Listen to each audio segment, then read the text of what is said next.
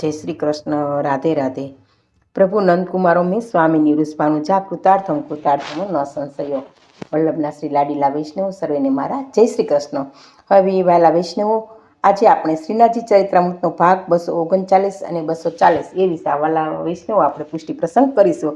હવે આગળના પ્રસંગમાં આપણે જોઈ ગયા કે પરમાનંદદાસ અને સુરદાસ બંને લીલામાં પહોંચી ગયા અને રાજા માનસિંહ હતો એણે અન્નકૂટનો મનોરથ કરવાની શ્રી ગુસાઈજી પાસે આજ્ઞા માંગી હતી. એ પ્રસંગ હવે વાલા વૈષ્ણવ આપણે આગળ જોઈએ કે રાજા માનની સહાયથી ગોપાલપુરમાં ભગવત સ્વરૂપને બિરાજવા માટે ગૃહનું નિર્માણ કાર્ય શ્રી ગુસાઈજીએ શીઘ્ર કરાવ્યું અને રાજા આસ્કરણની અન્નકૂટના મનોરથનો પૂર્વ તૈયારીઓ પણ વાલા વૈષ્ણવો શરૂ થઈ ગઈ. હવે શ્રી ગુસાઈજીએ સર્વ ભગવત સ્વરૂપોને નોખી નોખી સુખપાલ એટલે પાલખીમાં પધરાવ્યા અને ગોકુળથી ગોપાલપુર વાતે ગાતે યાત્રા કરી ગોપાલપુર આવીને શ્રી ગુસાઈજીએ સાતે સ્વરૂપને પોતપોતાના સ્થાનોમાં પધરાવ્યા. સર્વત્ર આસોપાલોના તોરણો બંધાયા, ચોક પુરાયા, દીવડાઓ પ્રગટાવ્યા, કારણ કે એક સાથે શ્રી સાત ઠાકોરજીનું પધરામણી થઈ એટલે વાલા વૈષ્ણવ આનંદની તો પાર નહોતો અને બધા વૈષ્ણવને વ્રજવાસીને ખૂબ જ હતું કે પ્રભુ અમારી જ ઘરે પધાર્યા છે. તો ચોક પુરાયા, દીવડાઓ પ્રગટાવ્યા અને વિક્રમ સંવત 1541 એટલે કે કારતક સુદ એકમના દિવસે સાતેય નિધિ સ્વરૂપ શ્રીનાથજીની આજુબાજુમાં યથાસ્થાને બિરાજ્યા. એટલે આ સાતેય નિધિ સ્વરૂપે બિરાજી ગયા.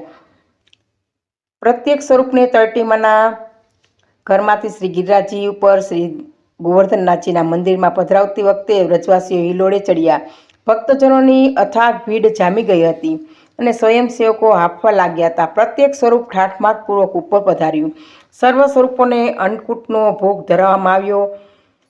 એ સમયે શ્રીનાથજીને 66 કલ્પના દ્વાપર યુગના અન્નકૂટ યાદ આવી ગયો.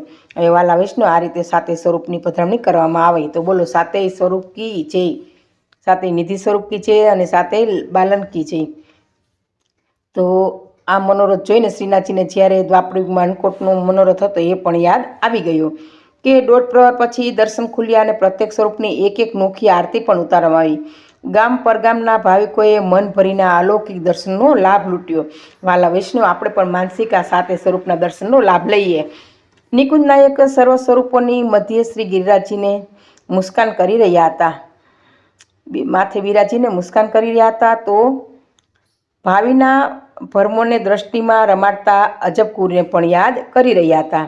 યથા સમયે સાતે સ્વરૂપો પાછા નીચે પધાર્યા અને પોતપોતાના સ્થાનમાં થોડો સમય બિરાજ્યા. પછી ફરીથી પાછા વાતે ગાતે ગોપાલપુર શ્રી ગોકુળ પધાર્યા. સાતે પુત્રોની ઈચ્છાથી શ્રી ગુસાઈજીએ ગોકુળમાં સાતે સ્વરૂપને ફરીથી એકવાર નિજ સેવ્ય સ્વરૂપ શ્રી નવનીત પ્રિયાજી સાથે પધરાવ્યા અને લઘુ 56 ભોગ એટલે વિશેષ રાજભોગના ભાવાત્મક પ્રકારે મનોરથ પણ યોજાયું. ગોપાલપુરમાં જામેલી ભીડ હવે પ્રસ્થાન કરીને ગોકુળમાં જામી ગઈ હતી અને ગોકુળની ગલીઓ પણ ખરેખર સાંકડી બની ગઈ હતી. એક તો આવી સાંકડી ગલીઓ હતી અને એમાં પણ આ અટવાઈને પણ વજ ભક્તો દેવી પુષ્પના સુખને નયન ભરીને માણી રહ્યા હતા. કોઈએ અઠવાડિયા પછી વિદાય લીધી તો કોઈએ મહિના પછી, એટલે સૌ આ લૌકિક લાભ લેવા માટે રોકાયા હતા. સૌને લૌકિક તો જાણે વિસરાઈ જ ગયું હતું. આવા અલભ્ય પ્રસંગની યાદોને વાગોળતા અંતે સૌ વિખરાયા. ગોકુળની ગલીઓ ફરી પાછી થોડી મોકળાશ અનુભવવા લાગી. ગોપાલપુર ચડેલો થાક ઉતારવા માટે જરા આડે પડખે થયું તો શ્રી ગુસાઈજીએ થોડી હળવાશ અનુભવી અને ત્યાં શ્રીનાથજીએ ફરી પાછાનું પોતાનું નટફટખણું દર્શાવ્યું. એટલે વૃંદાવનના પ્રાકૃત સૌંદર્યને માણતા માણતા 4-5 વૈષ્ણવો ઘટાટોપ પન્નાજીમાં એક વૃક્ષની નીચે બેસીને ભગવત વાર્તા કરી રહ્યા હતા. જ્યારે નંદનંદન સમસ્ત ગાયોના વૃંદને ભેગા કહીને ગાયો ચરાવવા માટે પધારે છે ત્યારે એ માખણચોર વ્રજજનોના મનને મોહ ઉત્પન્ન કરી સર્વનું મન પોતાની સાથે ચોરીને લઈ જાય છે. આ સમયે વ્રજભક્તોને જે વિરહ થાય છે તે વર્ણવી શકાય તેમ નથી. ભગવાનના દર્શન વગરની એક અલ્પ તેમજ એક કલ્પ એટલે થોડીક ક્ષણ પણ એક કલ્પ એટલે યુગ જેવી વાલા વૈષ્ણવ લાગે છે. જો ભગવાનમાં કેટલી તાલાવેલી લાગે છે. જે દિશામાં ભગવાન પધાર્યા છે તે દિશામાં તેમના નયન સ્તંભિત થઈ જાય છે. આ વખતે સર્વ દેહાધ્યાસથી પર અવસ્થામાં આ વ્રજભક્તો અનુભવે છે. એમના નેત્ર, વાણી, કર્ણ, મન વગેરે સર્વપ્રિયની સાથે જ જાય છે. ફક્ત શરીરમાં જો કંઈ બચતું હોય તો તે પ્રાણ જ છે અને એ પ્રાણ પણ ભગવાન ગોચરણમાંથી સંધ્યા સમયે પુનઃ પધરાવી અંતે મિલન થશે એ આશાએ જ ટકી રહે છે. વાહ, કેવો અદ્ભુત પ્રેમાવેશ! આવા અલૌકિક પ્રેમી જનોનો તો વ્રજભક્તો જ હોઈ શકે. અપરિપક્વ દેહધારીઓમાં ભગવાન પ્રેમામૃત ન ટકી શકે. આવા જ એક પ્રેમી દિલ્હીમાં પણ વસે છે. એ પઠાણનો સરદાર છે અને પ્રેમીઓના મારા પણ ઇબ્રાહિમ સૈયબ એનું નામ છે. એમની મોહિની પ્રત્યેની પ્રેમ ગાઢ અને અપૂર્વ છે. એમની રસિકતા તો વર્ણનીય છે. એમને માટે તો રસાબ્દી જેવો શબ્દ પણ ઓછો પડે એમ છે. ખરેખર એ તો કોઈ દેવી જીવ છે જે આ મલેશિયોનીમાં પેદા થયો છે. એટલે જ્યારે મ્લેચ્છ હોવા છતાં જ્યારે વૈષ્ણવ કુળમાં પુષ્ટિ માર્ગમાં પ્રીતિ રાગે છે તો વાલા વૈષ્ણવ આપણે માની શકીએ કે પૂર્વમાં દેવી જીવ હશે તો જ તેને આ ધર્મ પ્રત્યે અને હિન્દુ પ્રત્યે માન થાય. તો ઇબ્રાહિમનું ચીજ જેવું મોહિનીમાં છે એવું જો કોઈ પ્રભુમાં લગાડે તેનો કોઈ બેડો પાર થઈ જાય. નિકુંજ નાયક શ્રી ગોવર્ધન રાયના સૌંદર્ય અને રસિકપણા પાસે મોહિનીની સી વિસાદ છે એમ બધા વૈષ્ણવને વ્રજવાસીઓને લાગે છે કે આવો પ્રેમ જો નિકુંજ નાયકમાં રાખતા હોય તો આ પ્રસંગ વાલા વૈષ્ણવ અહીંયા પૂરો થાય છે. બોલો શ્રી ગોવર્ધનનાથ કી જય. હવે શ્રીનાથજી ચરિત્રામૃતનો ભાગ 240. ત્યાં જ બાજુની જાળીમાંથી એક દાઢીવાળા અને ચકડવકડ આંખોવાળા પઠાણ કે બહાર નીકળતા ભગત વાર્તામાં વિક્ષેપ પાડ્યો. હવે દખલ કરવા માટે માફી ચાહું છું. શું હું તમારી સાથે થોડીક ઘડીઓ ચંદ લેહો વિતાવી શકું? એટલે તમે કોણ છો તેમ ભક્તોએ પૂછ્યું.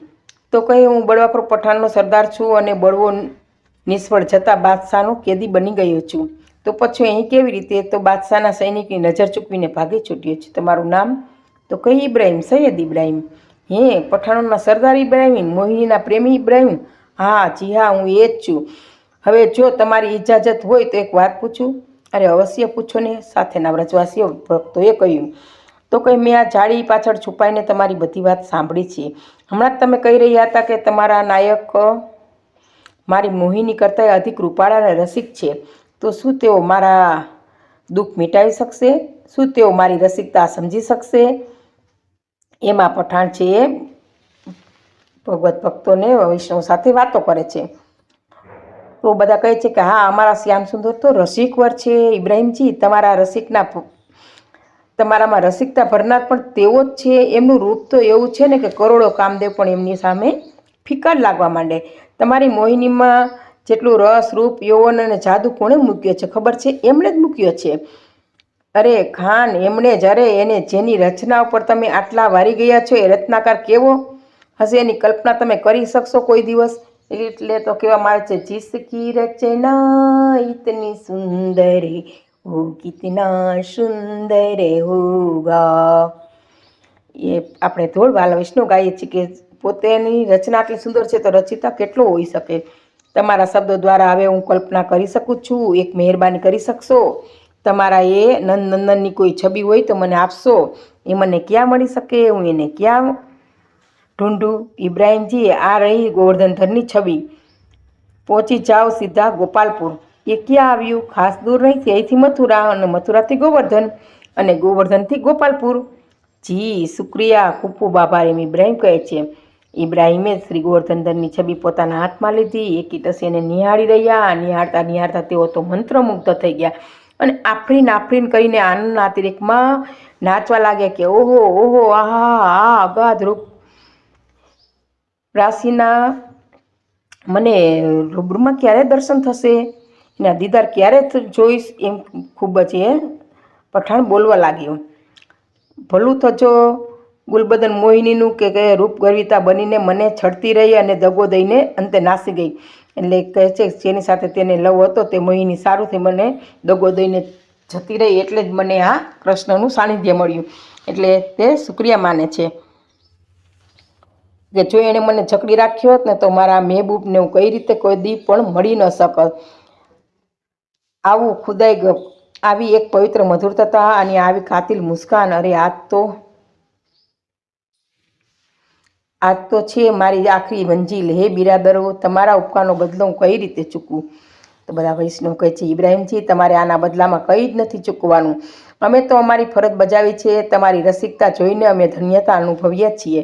બસ અમારી આ એટલી જ ઈચ્છા છે કે તમે આજથી ઇબ્રાહિમને બદલે રસખાનનું નામે ઓળખાવ અને આજથી તમારો પુનર્જન્મ થયો છે એમ જ જાણજો. બિરાદારો, મને તમારી વાત મંજૂર છે. હવે તો આ મહેબૂબ એટલે દીદારના દર્શન કર્યા પછી જ મને અબોદાતા એટલે અંજળ લઈશ, એટલે કે જ્યારે દર્શન થશે ત્યારે જ હું આ મહેબૂબ એટલે ઠાકોરજીના દર્શન થશે ત્યારે જ હું અંજળ લઈશ એવી પ્રતિજ્ઞા પણ આ પઠાણ કરે છે, કારણ કે તે દેવી જીવ હતો. તો આ રીતના આ પ્રસંગ પણ વાલા વૈષ્ણવો પૂરો થાય છે. બોલો શ્રી ગોવર્ધન નાથ કી જય.